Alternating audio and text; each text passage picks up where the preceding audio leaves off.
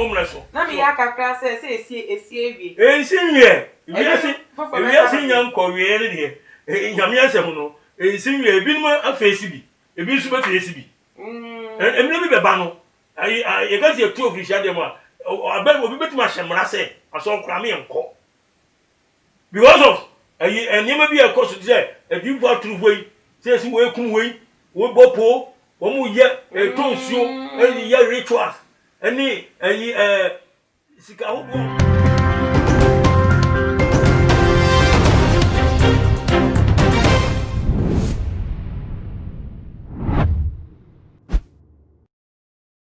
Ebusia for me mama akwa ba eba too much GH if dey as so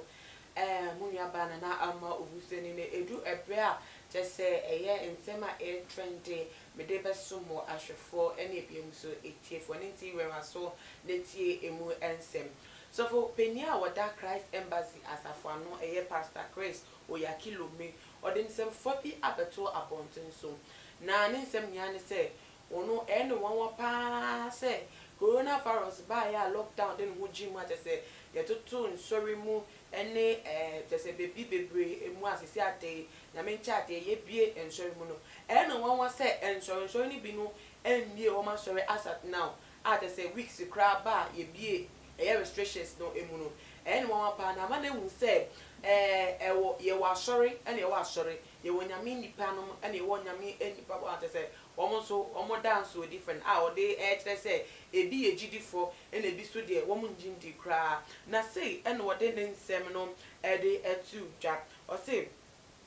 if you refuse to open church for fear of being infected you are never a believer. This is a great concern because there were churches that were thought to be churches until recently. We find a lot of ministers who were thought to be advocates of the gospel advocating for shutting down the churches because they cannot guarantee safety. It is pressure like this that reveals what is a church and what is not. Do they really believe in God, the same God of the patriarchs in the Bible? When you get to the point where you are afraid of opening churches for fear of being infected, you have denied the faith. You never believed. Then some no and were born it of our to us and able to for me try me about me ba me de ka no ebesumu.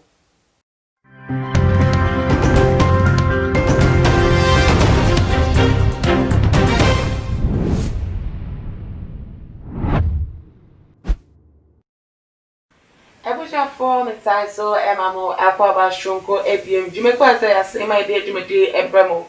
Mama Juliet Ventures. Mama Juliet akodare ewo kitchen appliances chain de kika won any ebiem so dem asiesie wallpapers nyama ketekete edisiesie dem watches akese dem edimu no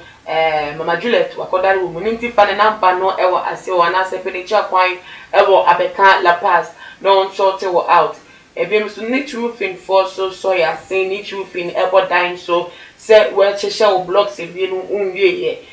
dan ne fe no efie cheche obi be hu say ye fa na ye ceiling papa wo de apostle need roofing so roofing dey die nya say making ebo wo dan so afebo na afi na afi be so na afi okoto paint asa be painti ye roofing na afi bia wo painti da be nya sa wo mo den dey so to no aro no ho na kala oto no sa febo over years na se na oto no mo chia na da ho ma se na mo dwuma city na sa so no mo di no esiteti ni roofing there o mo ye neat roofing every ma e mo so no Winners Aluminium Limited for so ya say Winners Aluminium Limited akodare ewo glass louvers windows mo so slide doors say we dwuma ko mo pese won cheche offices mu aluminium works no wo mo akodare wo me ya ma cheche office wo neat wa gata wo pie fie obedu office wo show office wo say ma boy dwuma nkasa enu ti pe Winners Aluminium Limited echi akwan ewo La Paz and asset for mo number no ewo ase wo ne frɛ wo mo me guest ne dey Apostle Ajiman Pepe asafo da no the Bible Church of God 7 days Kaswa Tuba Junction and asafi ewo Apostle God's watchman. God's watchman. No akwa yeah, ena. Apostle Bakope. Yes. Ready for good. Yes. Okay, yankwe. Apostle, ready your bon community to na ya sorry so. Pastor Chris, nin se mo de beto abonten say asofo still na wom krem say lockdown ya coronavirus mo ho nti wo de yasafo man muntine fie be online e ma sorry dem besom esante o musuro se be tre e wo ngofo ntem no ne papa mu no mo ye nsa yo ama onsuwa Yankopon hia odi kan ene adwumayefo nyina amen Yankopon pagya mo omama sonwie ne onsan tworo gudi won kwam oh amen okra ne amen na mo nje dampe apostle eno ka po ne hia ne ka se ka fa shase ene de eno kre na ahwefo ne tiefo nyina the same thing the same embra obi aso na too much GH no obi amo ne nka ho ya ozi Pastor Chris yes ala tani so for no no why say mazipini pan say government be lockdown say am kwa sorry but be nko ya o kan me to from Ghana ha no so ma hu bisa ya so no bi o nko e be ya so say ya so ba ku mi so she down o ba bi up to date o mu nko sorry be gino ho menti ase why so na Chese ewiase ayetimu no Onyankopon hye ode agu akwan mu no emse enipa bebre se wiase no ye bese asom nyame o se ana se Nyankopon na adomu na amanfo ka no de bedum ye se ofi se wuye wonimdie onyansa ho ofe wo so wa wo sika no ne ade na wa hwede saade no no dia consider wa for heaven me ntumi hu de enipa ni bi fa kire hwe nyamsom nya bi ni de tete Ghana ha ye no wo kai tetefo no a omu tishia dem mu waso dem yitimbe pam wo mfi ho se munya edin na mo bo Kristo din no ensa ibekum pon kra before na efe no so no esa de bi na Kristo bo chi wo mu ebi mu kogu ofiase bro wo mu pao ema ebi kura wu anya sam ketwa still na ye cancer pano no ye mu hiem waso dem de pam wo anu makope ebi kura fie obi fie no mako hiem Acts chapter 16 verse 13 down Paul say wira bim ensuo bi da enchen kakra ena oni agidifo no ebi hia chese ye pam wo and still no musum nyame say no mu bo wura didin na dey tin na we COVID-19 yi bae bae no okay na government to ason be 21 days see obi an kwaso dem kura eche wo jem wo sa susu eye hye foforo ni nyina wo jem wo say de obi a normal people apese wo ko aso bia no ene e wutumi de ko na dey tin na Christopher bi so wo kwaso no ho mi ntiase so ndi hwa bibi be ba wiase ma min kan kire English na min kan okay fine. These things, Acts chapter 16, your friend saying, John chapter 16, verse 1 and 2. These things have I spoken unto you, that ye should not be offended. They shall put you out of the synagogues. Yeah, the time come that whosoever kill you will think that he do God service. Show well, Trini say, remember, if you two more fish them, if you two fish them, there's a two more fish or them cram come once. Now, a bit so a be kunkumo. Now, one be kunkumo, one crab is to say, almost so soon, Uncle. Yeah, already I can't work him. So, na no subi no e. Uze bi happen, Peter. Enu me, ko no mumre so. Na me yakakra se esi ewie. Esi wie. Ewie nyam ko wie ne de. Nyam yasem no. Esi wie bi no afesi bi. Ebi su ba fesi bi. Emre bi be ba no. Ye ga se tu official dem a. Aba obi betuma hemra se, aso nkra me enko. Because of enyema bi e course say, e bi for true way. Say si we kun we bopo wo mu ye tonsuo eni ye rituals eni sika hodo wo mu gege ya enamra kwan so so na when mu nyina na se enimra kwen so ayi ese bibi di abayifo samra abayifo nkum ni nyina no otoji ni pesika ontu atax nso wontu atax nso ama na when jaban samra se yayi a ompa mu fira so dem ompa bi mu fira so dem ena bonsam shisha awono wode agu akwam ni die ni on ni die nyina ne se enipa be gyan yam sonkra so ati eto onu so otaki nipa otaki spiritual anu enyawa do ba physical di Paul mu say no Peter no ne ade no mu say na bonsam spiritual no no ntimi won edi physical attack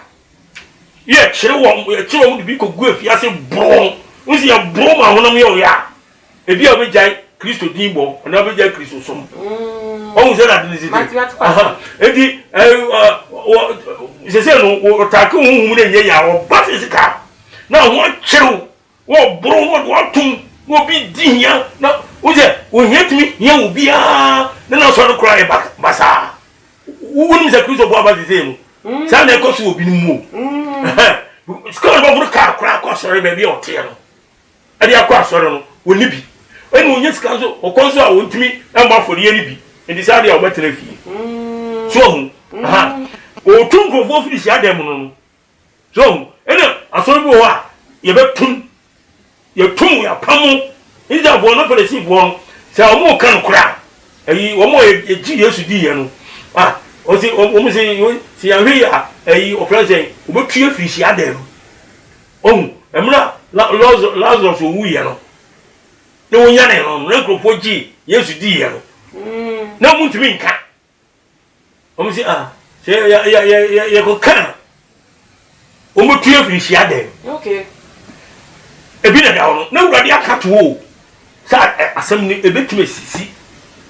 edi na o ya pass for me mu kakra yo na nti wo ne Pastor Peace ya adwen se asofo no na atese aye o mo ja o ma sori no ato o mo sori ya tutuma o mo mbie ye no o mo nye didifo o rebi o mo jidie sa o mo nye didifo mo ko asori ya sori kofo asofo no so asofo die ye tate me ngan jira ope tate o de sofo die edia obia tumi fabi o ja se obia tumi fabi endi wo yo sofo a obiri nyankopon a even ato kura no yo wo emre bi etumi bana aban kura tuma hemra se ma ye nkwa sori nkosum nyankopon so no sofo tumi tie de pani na kan me kwa sori yanche wo yankun eye beta kwa sori yanche nkoto afiase eye beta because wa hene ni mra na wo buso wa yi nyankopon apedi o wo di nyame mra so nyankopon se kwa sori ko hia dem ade ti na otipi na we de ba mi prem kakra we bro so dey excuse me o we zu bro dey aban enka se me kwa sori no ebra aban ka se ye tutu insurance mu no Christophobia so from bi wo mu koti aban abi asori yesun nanso yetechi wo mu bi ma sesi akra bi kra da ya embedefe o 4 years na no sata me kan na Christophobia from so mu ya sodefo na Bible class say de aban mu nkofo ne yembu o mo yefa ne ndem o mo kra tumi wo man mu enti se o mu bu aban mra so na o mu koye asori bra aban ka se obia entrefi obia tutu na asori mu no eno kan te se fata se ejusanso e ba o mu so no ye fe ndi o mu sa na se o sa ka se asori no nyakopa aka se ye nche o sha dem nti de be si bia ye nko sha dem we mu ya nti no wo mu ka se wo mu nko bi mo mu hu ni se wo members no so mu bi asori no mu be mu a won hwa na yare ni bi abefra umutem na tese asɛ asɛm ne kwa umutem ke be ya ko bi ntne fe yare ne kokra na ko bi aba nitimi pese mi bisa sana me di efi ase no ka che no pese mi bisa sɛ sa asofo no ye ka so ma ya soden ebra ye loke and sorry mu a mo ko ye so no ya che o mo nti ehun be nya se ye nja o mo sa na because o mu di nyame ehyehyɛ so ana ama we da se ewusu a nyame hira kwa hwom ya sum nyame ya sum nipa o ye no kre Yesum yankopon yensum nipa. Acts chapter 5 verse 29. watro wo se esese etie Nyankopɔn mom esi nipa wonu de ntia Peter kan asasam na je uchrem tie ye tie o kan asasam no mu omu guso kan sempa ka Kristo wansam no enti ahemfo no ene o man nu panifo no eye se omu stop wo mo sadin no omu nkan se wo de cheche foforo aba amase anase dwuma na omu ye no mo nyai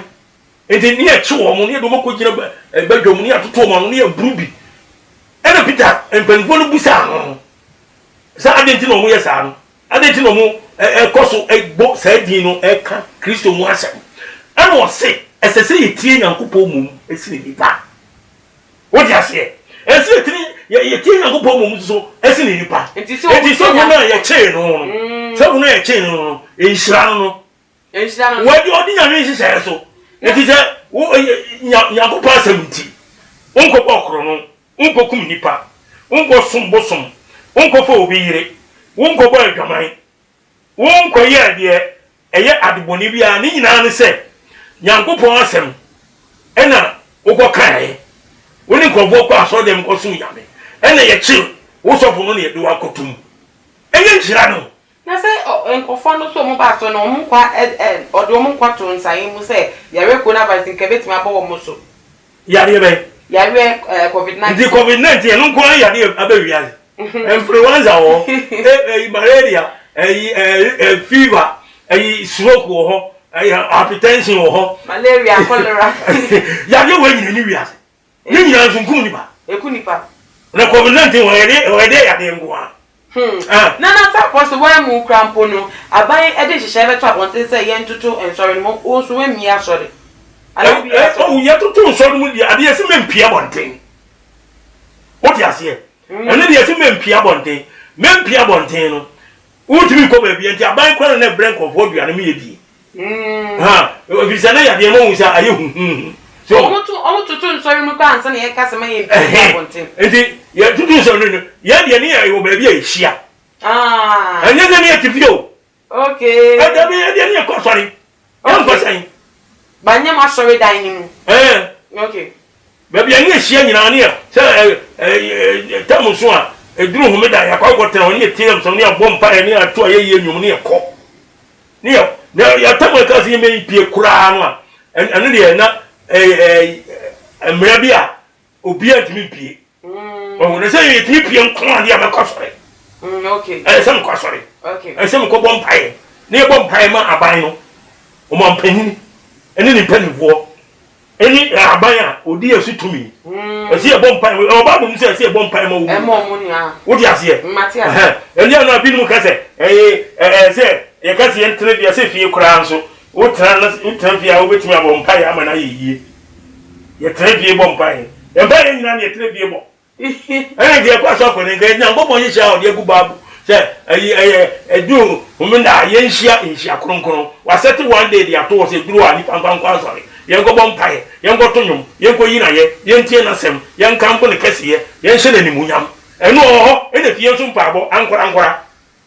individuals ye nso ye timi bom pae ene enokre ohun but obabi nso etimi ko hiem ye de sa de na covid-19 busuani no eno obetuma stop Nyankopɔn asem obetuma stop nyame adwuma so tiase enti wo mu ntimi nkwa sore no me eyam nwa na se wo se ye betu mo ofirisi adam na ebire bi beba nkofo bi kwa bi kunkum atogu no nkura so wo mo be kumu no betu sisem musum Nyankopɔn Paul emire bi nkofo bi ankoso an pam ni tisi be kunu ni ba 40 wo mu nyina se ye ni di ya nom wo mu ye fasin se Paul nti hwinkaya no kozisi be kumpo onu ko kokum ni pa no wo mu ye didifo wo mu ye Nyankopɔn nkofo Israel ni bi ene ni pampanifo bi ene ye sadia so enti na mu ye sadia ni na je se omo fo mo de na wo mu tusu se wo mu tusu nyame o obi okokum Nyankopɔn okokum ni pa no tusu on so osu Nyankopɔn okay enti mire bi beba ye be kum binum kofo be kum ni pa but onu so be nya jiri o nu se wo ye Kristo ni pa we yam sum ni pa na apostle me na so duru he me to ase ya se esum no mu no bibi bebre betimi esi wo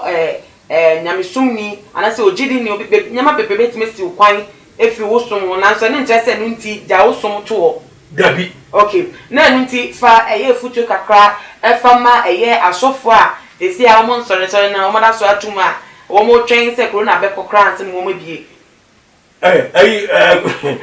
amoy mi da spa na mi shira hwe ya de bia ye frɛ no